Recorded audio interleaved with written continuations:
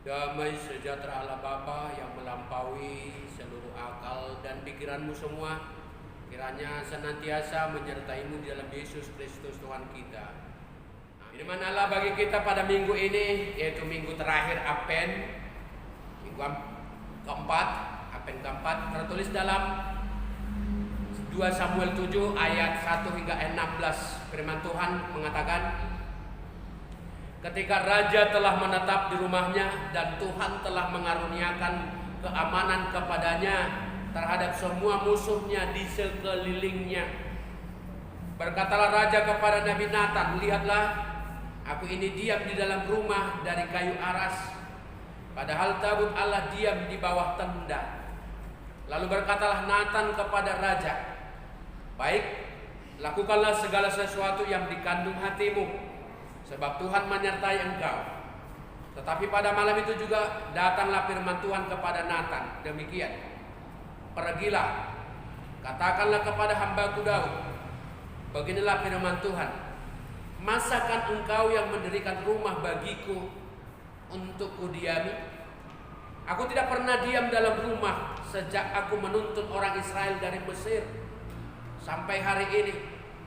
Tetapi aku selalu mengembara dalam kemah sebagai kediaman. Selama aku mengembara bersama-sama seluruh umat orang Israel, pernahkah aku mengucapkan firman kepada salah seorang hakim orang Israel yang kuperintahkan menggembalakan umatku Israel demikian, mengapa seorang hakim orang Israel, mengapa kamu tidak mendirikan bagiku rumah dari kayu aras? Oleh sebab itu beginilah kau katakan kepada hambaku Daud, beginilah firman Tuhan semesta alam, akulah yang mengambil engkau dari padang ketika menggiring kambing domba untuk menjadi raja atas umatku Israel. Aku telah menyertai engkau di segala tempat yang kau jalani dan telah melenyapkan segala musuhmu dari depanmu. Aku membuat besar namamu seperti nama orang-orang besar yang ada di bumi. Aku menentukan tempat bagi umatku Israel dan menanamkannya sehingga ia dapat diam di tempatnya sendiri dengan tidak lagi dikejutkan dan tidak pula ditindas oleh orang-orang lalim seperti dahulu. Sejak aku mengangkat hakim-hakim atas umatku Israel, aku mengaruniakan keamanan kepadamu daripada semua musuhmu. Juga diberitahukan kepada Tuhan kepadamu, Tuhan akan memberikan keturunan kepadamu apabila umurmu sudah genap dan engkau telah mendapat perhentian bersama-sama dengan nenek moyangmu. Maka aku akan membangkitkan keturunanmu yang kemudian anak kandungmu, dan aku akan mengokohkan kerajaanmu untuk selama-lamanya. Aku akan menjadi bapaknya dan ia akan menjadi anakku. Apabila ia melakukan kesalahan, maka aku akan menghukum dia dengan rotan yang dipakai orang dan dengan pukulan yang diberikan anak-anak manusia. Tetapi kasih setiaku tidak akan hilang daripadanya, seperti yang kuhilangkan daripada Saul, yang telah kujauhkan dari hadapanmu. Keluarga dan kerajaanmu akan kokoh untuk selama-lamanya di hadapanmu. Tahtamu akan kokoh untuk selama-lamanya. Demikian firman Tuhan. Saudara-saudaraku yang terkasih dalam nama Tuhan Yesus Kristus, ada banyak hal, ada banyak situasi yang mengakibatkan kita lupa akan apa yang pernah kita janjikan. Ada banyak situasi yang cukup mempengaruhi kita, membuat kita lupa akan janji dan rencana hidup kita. Tujuan hidup kita pun mungkin lupa karena banyak hal. Ada dua bagian lain yang juga sangat penting dalam nats ini, yaitu dengan kelahiran Salomo yang merupakan bagian dari narasi kejatuhan kerajaan Daud dalam dosa dengan Batseba. Dan yang kedua, penunjukan lokasi pembangunan bait suci di bagian akhir kitab ini. Semuanya menjadi satu tulang punggung yang kokoh untuk kitab Samuel yang kedua ini. Tuhan berjanji akan memberikan keturunan bagi Daud yang akan membangun bait bagi Tuhan Tuhan memberikan keturunan itu, yaitu Salomo yang adalah gambaran dari Kristus, anak Daud yang sejati. Terakhir adalah Tuhan memberikan lokasi bait, di mana bait Allah yang sejati, bait suci itu sendiri akan digenapi dalam pemanggilan gereja, yaitu tubuh Kristus, bait Allah yang sejati. Kita sering lupa bahwa kita selalu berjanji kepada Tuhan akan membangun ibadahnya, rumah ibadah kita. Kita selalu katakan aku percaya. Selalu kita katakan, ya Tuhan, berilah kami kekuatan untuk berlaku sesuai dengan perintah. Kita lupa bahwa kita pernah berjanji terhadap sesama kita. Semua janji itu bisa saja hanya ketika kita berbicara, seperti kita ketika makan es krim. Setelah habis esnya, maka masalahnya juga berlalu begitu saja. Aku percaya itu kan di gereja, Pak. Aku percaya itu kan ketika kita berdoa, ketika hari Minggu. Di luar gereja enggak ada, hari biasa itu enggak. Dulu ibu di rumah, orang tua kita selalu berjanji bagaimana menghentikan kepanikan di rumah, menghentikan amarah, menghentikan keributan kita, menghentikan ketika kita ngambek. Lalu dia bilang, kamu jangan ribut, biar nanti mama belikan bajumu. Ayo nanti mama bawa kau ke pajak kawanan ya, beli baju, beli kue. Langsung dari keadaan kondisi ribut, kondisi marah, kondisi nangis langsung diam. Situasi sedih dan ribut, bertengkar, nangis, berubah tiba-tiba senang dengan janji itu. Kenapa? Walau sebenarnya hanya sebatas janji. Baik-baiklah kalian ya Bang. Bersihkanlah rumah itu, cuci piring, sapu halaman. Nanti mama akan belikan coklat ya, beli goreng. Memang berjanji ini sungguh luar biasa hipnotisnya ya. Hanya dijanjikan begitu saja, kita sudah langsung berubah kondisi hati kita, mengubah suasana hati.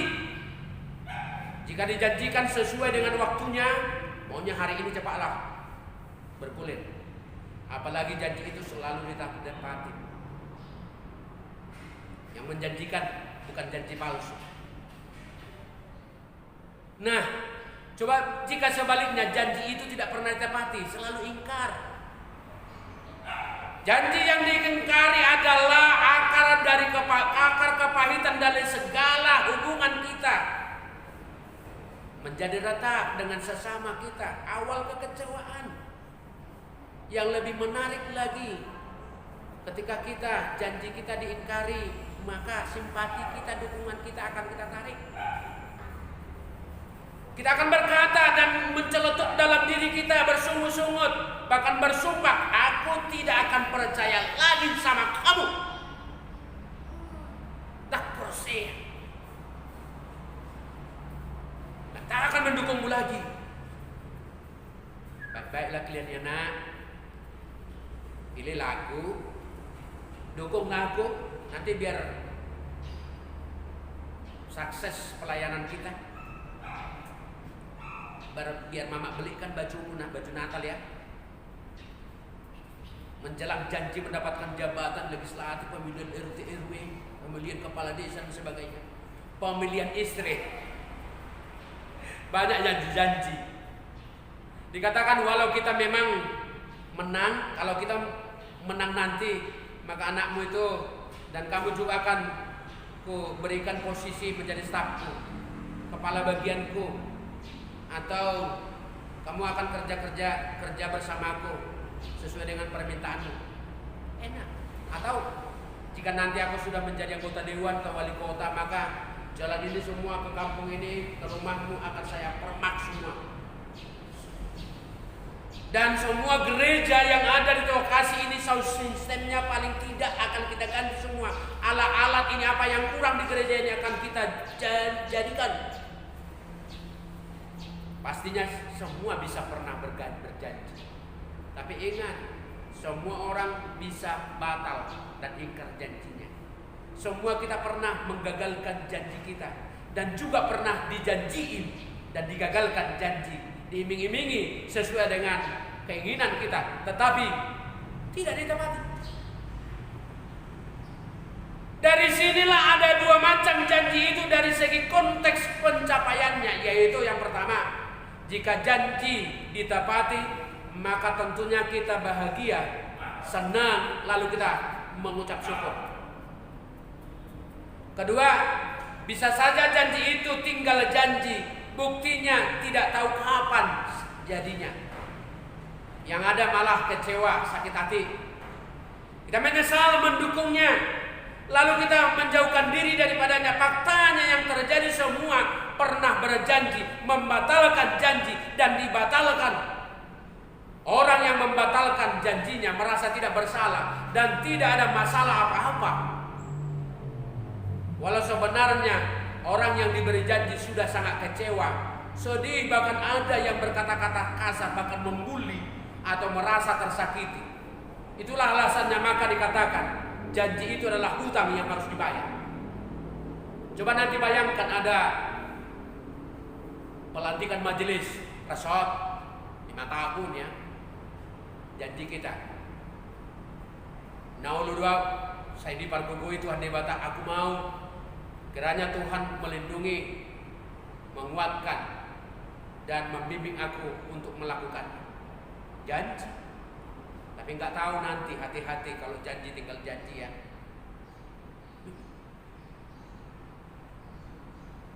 Tuhan berbeda dengan manusia dalam hal janji. Janji Tuhan tidak pernah diingkari. Allah berjanji dan tepat waktu, dan janji Allah tidak pernah berubah. Dan rencana Allah dalam janjinya bukan untuk kesusahan, melainkan adalah keselamatan. Bukan untuk menciderai, melainkan untuk membangun, memulihkan dan memberikan sukacita. Bukan kesusahan, melainkan adalah keselamatan. Allah berjanji untuk membangun dan memulihkan, tetapi ada banyak manusia yang berjanji tidak ditepati. Bahkan ada yang berjanji membahayakan sesamanya. Berjanji, mau kawan, aku berjanji supaya kamu mati. Saya mati hunia disita kubiku, biar mati aja kau. Lalu enak hidupmu sekarang. Diambil setan kau. Maki-maki. Seakan-akan dia yang mengatur hidup teman. Apalagi situasi hatinya sungguh panas. Hati-hatilah berjanji terhadap teman, apalagi berjanji kepada Tuhan. Lihat dan perhatikanlah dulu, kita makan enak di rumah, kita panen. Berjanji mengucap syukur kepada Tuhan, ternyata tidak betul, batal. Kita berjanji mau membangun rumah Tuhan. Rumahmu terbuat dari genteng, lantai, keramik, marmer, granit, motifnya yang mahal, mosaik, dan fasilitas rumahmu sungguh indah, luar biasa. Tetapi masih bisa merasa nyaman. Rumah Tuhan terbuat dari kayu tempelan, sound sistemnya juga rusak-rusak, jendela bangkunya acak-acakan. Hal yang berbeda, Allah berjanji meskipun umatnya sangat curang dan jauh dari harapannya. Kasih Allah sangat luar biasa meskipun umatnya sangat berdosa, jauh dari harapan Tuhan. Tapi semakin disayangi, semakin dipulihkan, diperbaiki, dibangun demi keselamatan umatnya. Bahkan melalui kehadiran Yesus, supaya umat orang percaya tidak binasa. Jadi Tuhan berjanji adalah untuk menyelamatkan dan untuk sukacita umat. Melalui nas ini menjadikan kita memiliki semangat untuk percaya kepada Tuhan, karena kita telah memiliki keturunan mesianik yang menetap untuk selama-lamanya, yang membimbing dan menyelamatkan kita. Lalu bagaimana bentuk janji kita kepada Tuhan? Apa janji kita kepada Tuhan? Apa janji Tuhan untuk kita? Yang pertama, menjadikan kita menjadi orang besar dan raja bagi bangsa ini sendiri seperti Daud. Tuhan katakan, akulah yang engkau dari padang ketika engkau menggiring kambing domba untuk menjadi raja atas umatku Israel. Bukan dengan kuat, bukan dengan kemampuan Daud, sehingga Tuhan memilihnya menjadi orang yang besar. Ini semua bisa nyata karena kesetiaannya, karena loyalitasnya loh kepada Tuhan. Daud melakukan perintahnya dengan setia, apalagi didukung dengan kerjasamanya, pengertiannya dengan Nathan yang notabene adalah anak daripada Saul yang pernah berencana berusaha untuk membunuh Daud.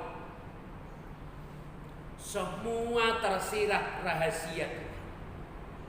Tuhan yang mengatur kehidupan untuk membangun dan memulihkan, dan Tuhan yang menyelamatkan. Tetapi janji Tuhan itu ditepati dengan perbuatan dan janji Daud yang akan membangun bangsa Israel hanya di dalam anugerah Tuhan, bukan karena kekuatan. Jika imannya tanggung dan loyalitasnya lemah, maka semuanya itu akan sia-sia. Kerjasama Daud dan Nathan ini memang gambaran yang luar biasa, bukan seperti iman Daud yang tanggung sehingga, dan juga Saul, sehingga roh Allah berhenti.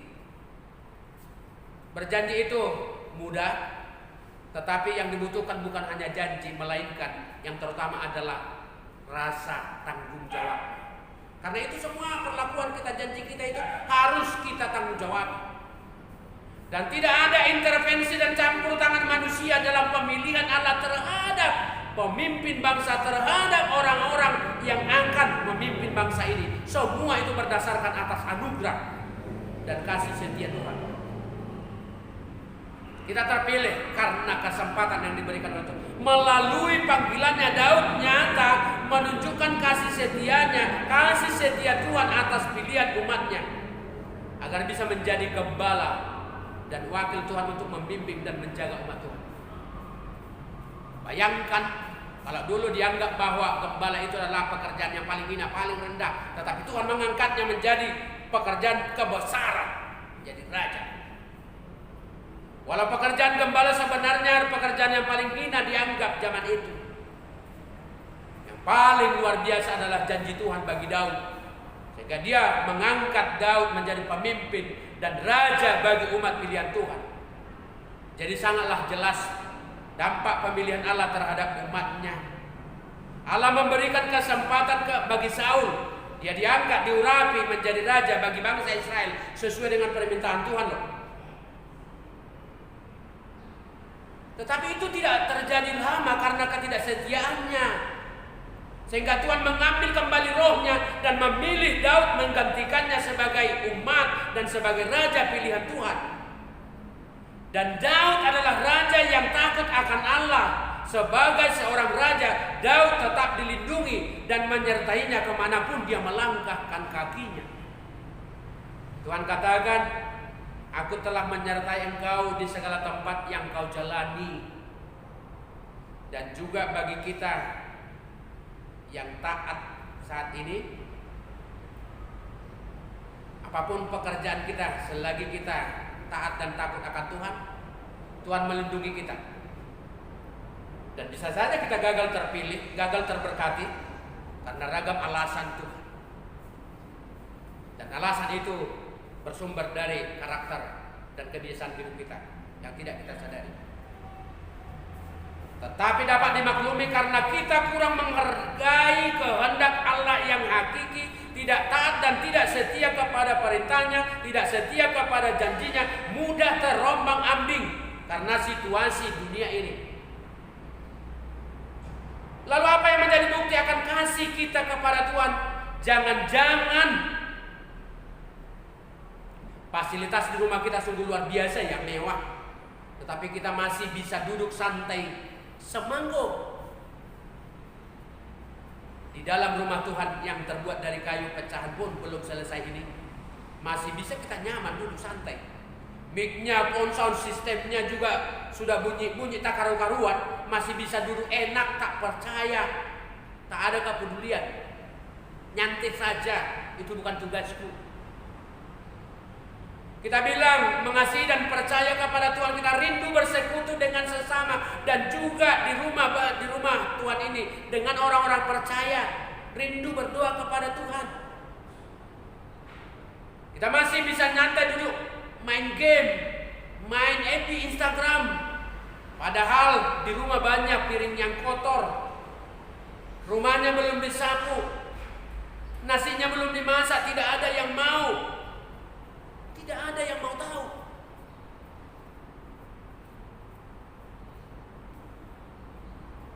Atau jangan-jangan seperti teman saya dari kebanyakan kaum bapak, kalau lauknya enak, Nabi Nadar, makanan kesenangan, lalu memanggil anak-anak semua keluarga melingkar di meja atau di tikar, si bapak langsung katakan, ayo kita berdoa. Doanya indah dan panjang, dan makannya pun tambah 3 kali. Berdoa enak, langsung punya inisiatif berdoa. Tetapi coba bayangkan kalau lauknya begitu-begitu saja, biasa. Paling tidak, majedah aku bang, nasi kumang. Atau ngambil sendiri. Yang menggelitik kalau ikannya tak enak.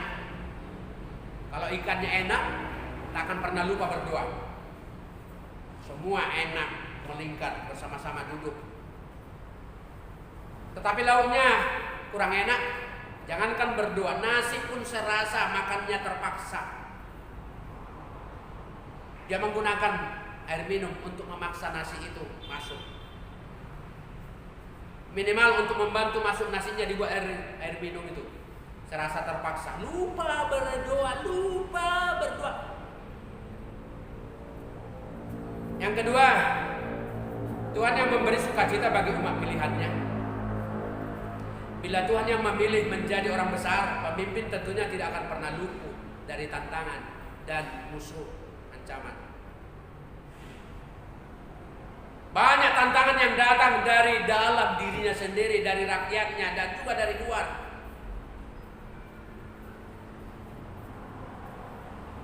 Sehingga tidak sedikit pula yang mundur sendiri, tidak berani dan takut untuk melakukan tugasnya, pekerjaannya. Perlu kita ingat, hanya orang yang takut akan Tuhanlah yang dapat menyandarkan hidupnya kepada Tuhan, yang memiliki keselamatan dari Tuhan, yang mendapatkan upah yang berharga dari Tuhan itu. Orang yang takut terhadap dunia ini, bagaimana hidupnya akan sukses? Jika Tuhan bersama kita, kepada siapakah kita harus takut? Memang tidaklah semua orang yang bisa bersuka cita menerima pekerjaan yang ada diberikan kepadanya. Mungkin karena tidak sukalah, terpaksalah, tidak paslah, tidak pahamlah, tidak hobi dan sebagainya. Tetapi dia harus terpaksa lakukan itu. Dia katakan, daripada tidak ada pekerjaan, banyak dilamar, tidak ada yang menerima. Ingat, Allah tidak menginginkan para pekerja seperti itu.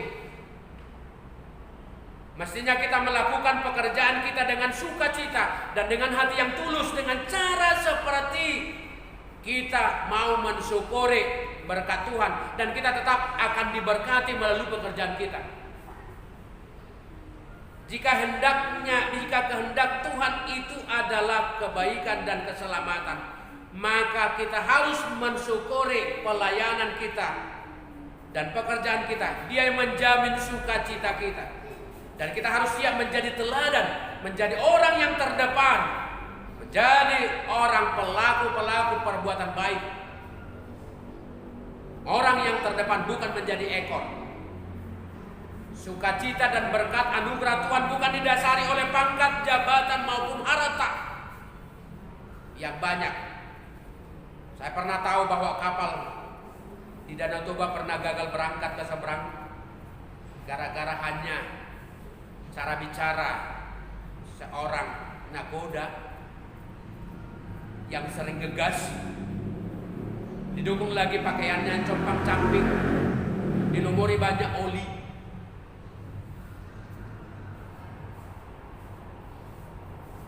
Bukan soal ongkos, bukan karena ombak atau tantangan yang lain. Alasannya karena suara ngegasnya dan pakaiannya, dikira orang kapalnya rusak. Padahal kapalnya gagal berangkat gara-gara pemikiran, karena cara berpikir, cara berbicara, dan cara berpakaian. Para penumpang keluar satu-satu dari kapal itu. Gagallah penumpang itu, gagallah kapal itu berangkat. Begitu juga dengan kehidupan kita. Seringkali kita gagal sampai mendapatkan berkat, sampai ke seberang, sampai keselamatan itu karena cara berpikir kita, cara berbicara kita, karakter kita. Sehingga berkat itu mundur dan pindah bergerak satu-satu. Takut naik ke hati kita, ke dalam diri kita. Saudaraku, janganlah karena hal sepele dari tindakan kita, cara berpikir kita, berkat itu tertunda atau gagal diberikan. Karena cara bicara kita, cara berpakaian kita, atau mungkin karena karakter kita tidak setia dan mudah bersungut-sungut, harus sesuai keinginan kita lah yang jadi. Semua itu terjadi hanya karena anugerah yang memberikan sukacita bagi kita. Tidak ada yang lain. Yang ketiga, hanya Tuhanlah yang memberikan keturunan dan memasyurkan nama kita melalui keturunan kita. Dikatakan kepada Daud, Tuhan akan menetapkan kerajaannya, Tuhan akan meletakkan kerajaannya melalui Daud dan keturunannya. Kerajaan Allah berbeda dengan kerajaan manusia yang hanya sementara, tetapi kerajaan Allah akan tetap untuk selama-lamanya. Aku akan menjadi bapaknya dan ia akan menjadi anakku. Artinya kepedulian. Tuhan tidak akan membiarkan anak-anaknya berlelah-lelah tanpa ada upah dan menghidupi tantangan ini tanpa ada hasil dan kemenangan. Sesuai dengan janji Allah kepada Daud yang menyatakan, aku akan membangkitkan keturunanmu, kemudian anak kandungmu, menunjukkan kepada kerajaan mesianik yaitu Kristus, sama dengan yang telah dinubuatkan oleh para nabi. Kristus Yesus adalah anak Allah yang diutus Sang Bapa ke bumi hanya untuk keselamatan kita, penebusan. Dan melalui keturunan Daudlah Tuhan mengukuhkan kerajaannya, yaitu kerajaan Yesus. Kerajaan yang tidak dapat dibangun oleh tangan manusia, hanya atas kuasa tangan Tuhan sendiri, dan takkan ada seorang pun yang bisa menggagalkannya. Jika Tuhan telah meletakkan kerajaannya dengan janji kepada Daud secara pribadi dan kepada bangsa itu secara umum, yang menjadi bukti dan kepastian dari janji itu sendiri, maka kita juga orang percaya akan mendapatkan janji keselamatan itu. Kehidupan kekristenan kita akan dibimbingnya melalui kasih setianya dengan mengirimkan seorang pengayom, pemimpin, seorang raja untuk memimpin umatnya. Dan setiap orang percaya dan juga gerejanya itu melalui kehadiran Kristus Yesus. Di perjanjian baru sering dikatakan, aku akan menyertaimu hingga ajal bumi ini. Artinya orang percaya tidak akan pernah hilang dari muka bumi ini, dari kerajaan Allah yang telah datang. Jadi bersukacitalah kalau kamu bisa setia. Dan Yesus adalah raja itu, raja gereja untuk orang percaya dan yang kudus. Tiba saatnya kita memasuki Advent yang keempat hari ini. Kedatangan dan penantian itulah arti daripada Advent itu. Bagaimanapun dengan penantian itu, kita telah menjalani sebelum ini 3 minggu Advent, mempersiapkan kedatangan Sang Juru Selamat. Dan inilah Advent yang terakhir bagi kita. Apa yang telah kita persiapkan, apa yang telah kita pikirkan, akan kita perbuat untuk kedatangan Tuhan Yesus itu sebagai ucapan syukur kita. Hati, pikiran, uang atau apa? Jabatan. Bukan itu yang diharapkan Tuhan Yesus, tetapi adalah loyalitasmu, kesetiaanmu, kerendahan hatimu. Itu. Dialah Raja yang kekal selama-lamanya, yang telah dipilih oleh Tuhan, yang maha kasih dan Raja damai yang datang ke dunia ini. Kerajaannya yang membawa sukacita abadi bagi setiap orang percaya. Dan dia juga akan menjadi hakim bagi kita untuk menentukan siapa yang akan ke surga dan siapa yang akan menjadi ke api neraka. Dengan demikian kita harus menjadi orang yang penuh ucapan syukur dalam hidup ini. Jangan sepele terhadap waktu Tuhan. Maka setiap minggu Advent dan kelahiran Tuhan Yesus selalu diingatkan dengan persiapan segalanya. Marilah kita mengingat akan janji Tuhan bagi kita tentang janji hidup dan keselamatan yang abadi. Setiap minggu Advent, janji itu kita dapatkan melalui kehadiran Tuhan Yesus yang menjadi Raja di dunia ini. Dengan hadirnya keturunan Daud, ia itu si Padua Mesias. Tujuan kita dipanggil yang terutama adalah sekiranya kita harus menjadi pembawa damai sejahtera. Kita harus menghasilkan damai sejahtera, bukan kesusahan. Maka hiduplah kita di dalam janji itu, karena Tuhan tidak akan pernah membatalkan doa kita, membatalkan janjinya. Dia akan menyertai kita senantiasa, dan Dia tahu apa yang menjadi kebutuhan terbaik kita. Marilah kita persiapkan diri, hati dan pikiran, jiwa kita, sebab Tuhan itu sudah datang. Perbaiki kualitas imanmu, dengarlah panggilannya dan lakukanlah perintahnya, sehingga kamu ikut dalam kerajaan sukacitanya, yaitu kerajaan Allah yang menetap untuk selama-lamanya. Amin.